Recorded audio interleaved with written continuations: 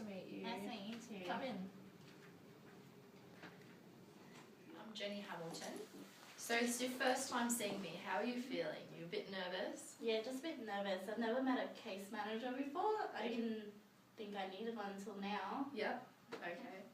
So that's understandable that you're nervous.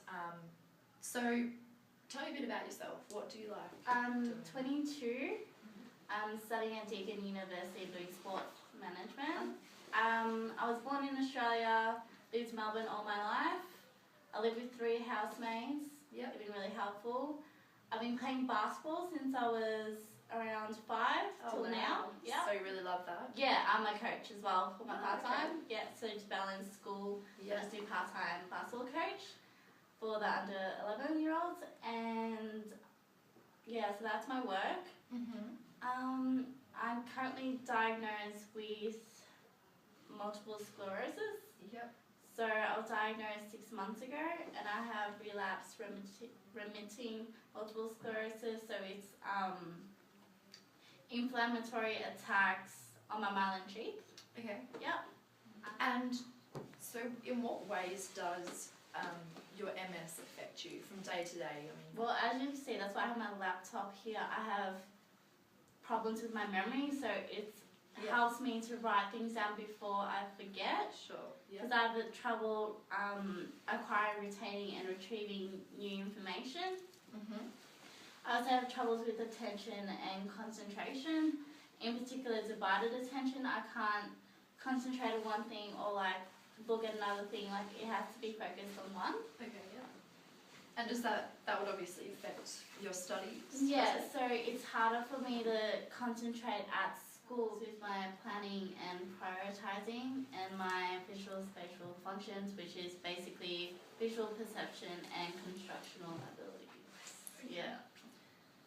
So, do you know of the ways in which you can develop MS? Like, do you know what the causes Well, are? I know how I got it because it was from my mum, so it was genetic. I guess. So your mum has MS? Yeah, my mum has MS. She was diagnosed when she was 30 and she has it now. Hers is more severe than mine because I'm still in the remitting stage. Yeah. But yeah, that's as far as I know. Okay. So, yeah, you're right. So genetics is the major cause of MS. So especially if a parent of yours has MS, you're much more likely to develop the condition yourself. And then the other factors, so the environment, vitamin D and exposure to the sunlight may also be a factor. And also there's some evidence that viruses and bacteria could also have a role in causing MS.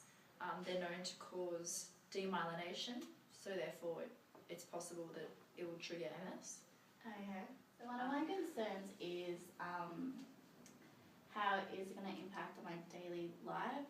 Yeah, of course. So due to the gradual breakdown of the protective layer, which is the myelin sheath, this will progressively make it harder for your brain to communicate with the rest of your body.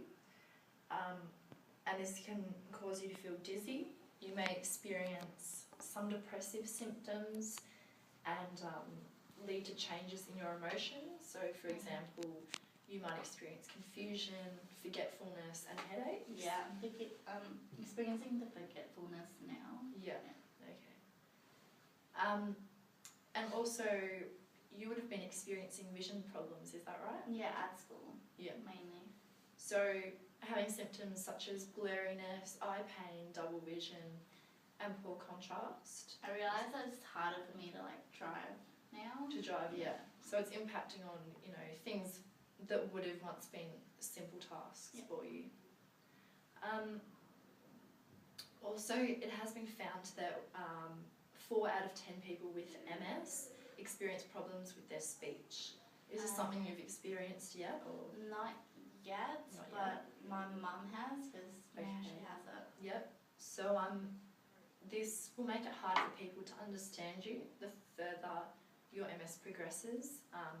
Due to your speech becoming slurred, you may have problems with controlling your volume or pitch, you may have troubles with your articulation and you may get a hoarseness in your voice.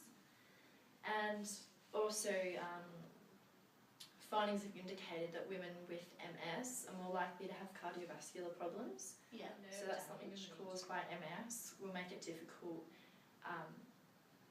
for you to have proper hand-eye coordination. Oh, okay. So your basketball will probably be affected by that. Oh. And yeah, the nerve and muscle troubles will affect your ability to play due to problems with your balance and motions that are heavily dependent on footwork. So sooner or later I have to quit basketball? Maybe in the future. Yeah. I mean, it depends. What different symptoms vary between Exactly, person. yeah. So you may not experience, some of these symptoms. Okay. It's hard to say. And other symptoms, you might experience tingling, numbness, or pins and needles in your arms and legs. And it can also cause dysfunction in the bladder or bowels. Yeah.